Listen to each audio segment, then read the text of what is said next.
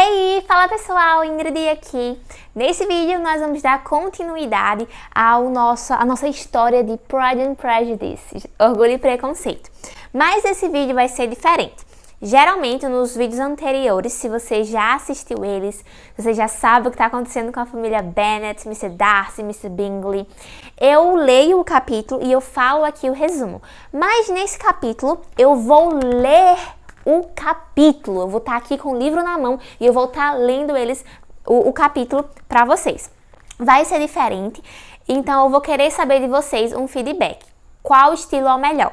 Eu lendo o capítulo ou eu falando o resumo do capítulo, tá certo?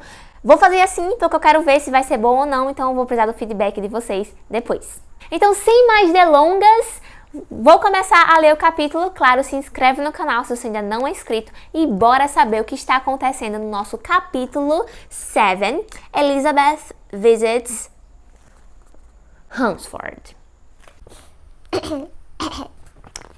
The months of January and February passed slowly. In March, Elizabeth went to visit Charlotte and Mr. Collins at Hunsford in Kent. She went with Sir William Lucas and Charlotte's young sister, Maria. On their way to Hunsford, Elizabeth and the Lucas went to see Jane in London and spent a night with the Gardiners there. They reached the Gardiner's house at midday. The rest of the day passed pleasantly, and they went to the theatre in the evening.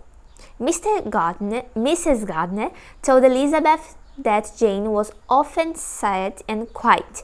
Jane now believed that she would never see Bingley again. "But what about you, my dear Lizzie?" Mrs. Gardiner asked. "Are you upset by Wickham's interest in Miss King? I hope Wickham is not thinking only of the young lady's money. But I have something more pleasant for you to think about, Lizzie," Mrs. Gardiner went on. "Mr. Gardiner and I are hoping to go to Lake District in the summer. Would you like to go with us, Lizzie?" "My dear, dear aunt," Elizabeth cried. "That will be delightful. I shall look forward to it. There's no need to think about love and marriage when there are rocks and mountains to see. How I shall enjoy myself, and how I shall enjoy talking about everything when we return." Elizabeth thought about her holiday in the Lake District as she travelled to Hunsford with Sir William and Maria. At last, that is the same as finally, at last, they could see Rosings Park and then Mr. Collins' house. There was a garden in front of the house, and Mr. and Mrs. Collins were in the garden, smiling and waving at them. Mr. Collins showed them the house and then showed them the garden. Mr. Collins liked gardening, and he wanted everybody to admire his garden. Then Mr. Collins pointed towards Rosings, which was nearby. "I am happy to tell you, Miss Elizabeth, that Lady Catherine is at Rosings at present," he said. "We shall all have the pleasure of seeing her in church on Sunday. Charlotte and I have dinner at Rosings twice a week. Of course, while we were there, you will be invited to dinner too." The following afternoon, Miss de Bourgh, Lady Catherine's daughter, stopped her carriage in the lane outside Mr. Collins' house. Charlotte and Mr. Collins hurried out to talk to her. "So that is Miss de Bourgh," Elizabeth said to herself. "How thin and small she is! She will be an excellent wife for Mr. Darcy. Yes, she will be the best wife for him." Charlotte told Elizabeth and the Lucas that they were all invited to dinner at Rosings the next day. "Do not worry about what to wear, my dear cousin," Mr. Collins told Elizabeth. Put on your best clothes, your best dress. Lady Catherine will not expect you to be well dressed as Mr. Burgh. As the weather was good, they all walked across the park to Rosings.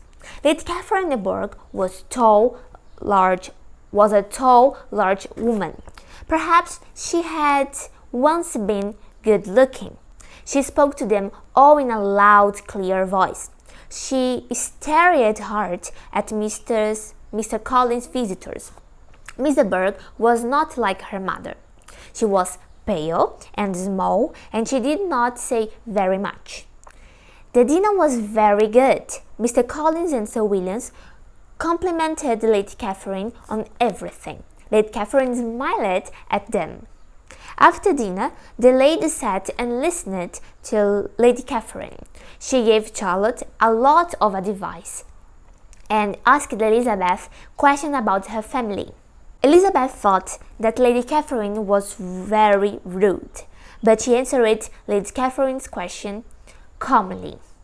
"You are a young woman, but you give your opinions clearly," Lady Catherine said. "How old are you?" "I have 3 young sisters who are all grown up," Elizabeth answered, smiling. "So you cannot expect me to tell you her age." Lady Catherine looked very surprised at this answer. Very British. "You cannot be more than 20, I am sure," Lady Catherine said. "I'm not yet 21, Elizabeth answered quietly. After a week, Sir William went home. Elizabeth and Maria stayed at Hunsford. Mr. Collins walked to Rosings nearly every day, and Charlotte often went with him. Sometimes Lady Catherine called on the Collisons and gave them more advice. And they had dinner at Rosings several times. Soon it was Easter. One evening, Lady Catherine said to their Soon it was Easter. One evening, Lady Catherine said that her nephews, Mr. Darcy and Colonel Fitzwilliam, were coming to stay at Rosings. Lady Catherine spoke well of Darcy. She was surprised that Charlotte and Elizabeth had already met him several times. The morning after the gentlemen arrived, Mr. Collins went to Rosings to call on Mr. Darcy. When Mr. Collins returned home, Mr. Darcy and Colonel Fitzwilliam were with him. Colonel Fitzwilliam was a pleasant man with fine manners, and he talked politely for some time. But Mr. Darcy sat quietly without speaking. At last, that's the same as finally. At last, he asked Elizabeth about her family. Elizabeth answered him and then went on. "My eldest sister has been in London for the past 3 months. Have you seen her there?" Elizabeth thought that Mr. Darcy looked a little embarrassed when she said this, but he told her that he had not seen Miss Jane Bennet. A week passed before Lady Catherine invited Mr. and Mrs. Collins and their visitors to Rosings again. They were told to come after dinner on the Sunday evening. Colonel Fitzwilliam sat beside Elizabeth and enjoyed her clever and intelligent conversation very much. Mr. Darcy looked towards Elizabeth and Colonel Fitzwilliam so many times that Lady Catherine began to notice. "What are you talking about, Fitzwilliam?" she, Lady Catherine, called. "What are you telling Miss Bennet? Let me hear what you are saying." "We are talking about music, madam," Fitzwilliam answered politely. "Music!" Lady Catherine cried. "Then let us all hear you.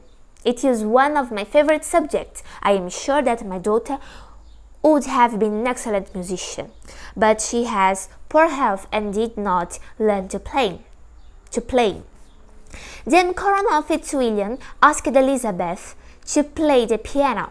Lady Catherine went on talking to Darcy in a loud voice, but after a time he walked away from her to sit nearer the piano. When Elizabeth had finished playing, she returned to Darcy and smiled. "You cannot frighten me by watching me so carefully, Mr. Darcy.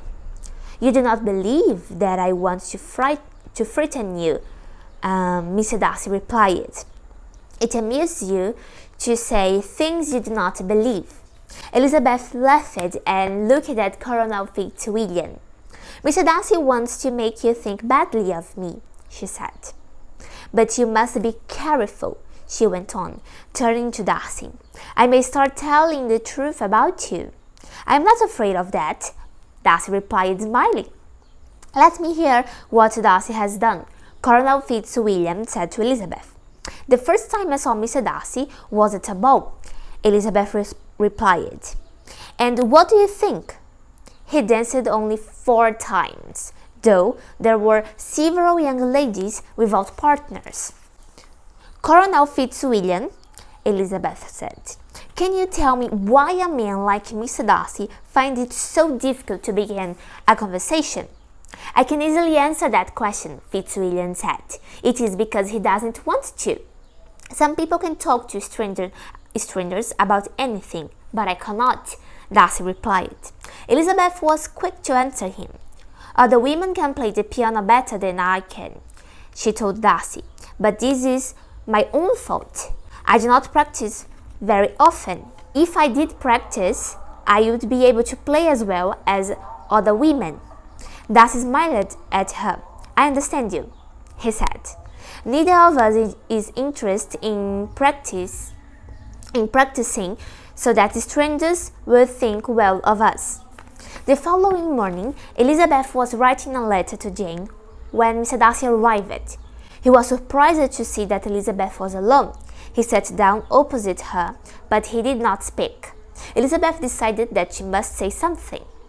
"You all left Netherfield suddenly last November, Mr. Darcy," Elizabeth said. "I hope Mr. Bingley and his sisters were well when you left London." "Yes, thank you." After a moment, Elizabeth spoke again.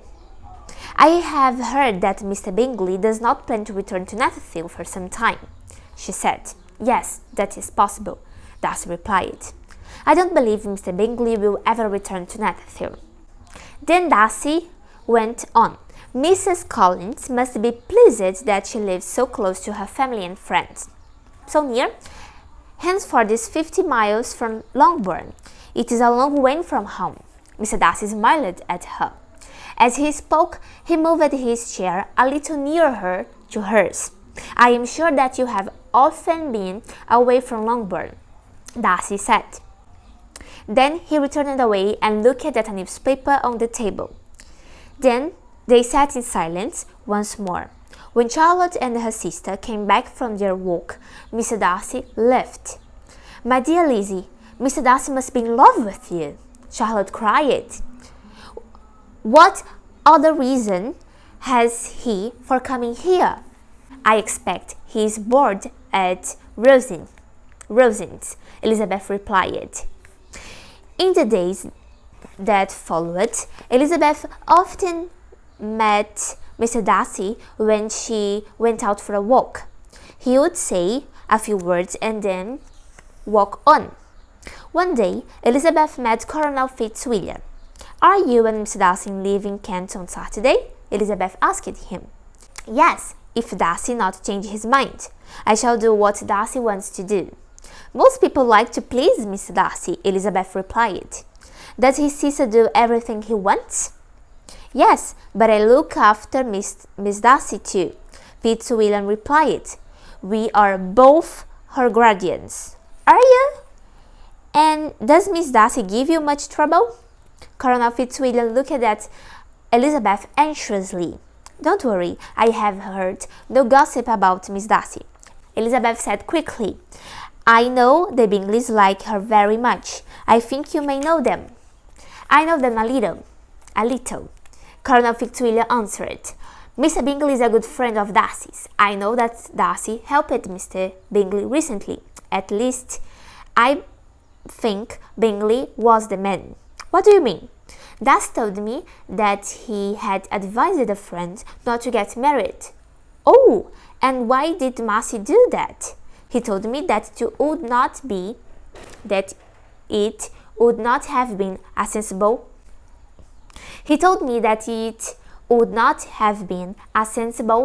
marriage. Elizabeth walked on in silence. She soon left Colonel Fitzwilliam and went at once on to her room. So Mr. Darcy had stopped Mr. Bingley from seeing Jane. It was Darcy's pride that had made Jane so unhappy. Jane would be a good wife. She was the most good-natured and lovely girl. But Mr. Darcy was very proud. He did not want his friends to marry one of Mrs. Bennet's daughters. So Darcy had taken away Jane's chance of a happy marriage. Elizabeth's anger soon turned to tears. In the evening, Elizabeth did not go to Rosings with the Collisons. She did not feel well, and she did not want to see Mr. Darcy. Elizabeth decided to spend the evening reading Jane's letters again. As she read them, Jane understood how unhappy Jane was.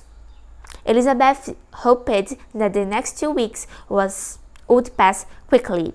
She wanted to see her dear sister again. Nossa, ficou gigantesco, mas está diferente. Então, como eu falei, me digam lá nos comentários se vocês preferem assim ou então um resumo. Se vocês conseguiram entender o que aconteceu com a família Bennet, deixa aí a tua curtida no vídeo, compartilha com seus amigos que amam Orgulho e Preconceito, assim como você, and I see you next time.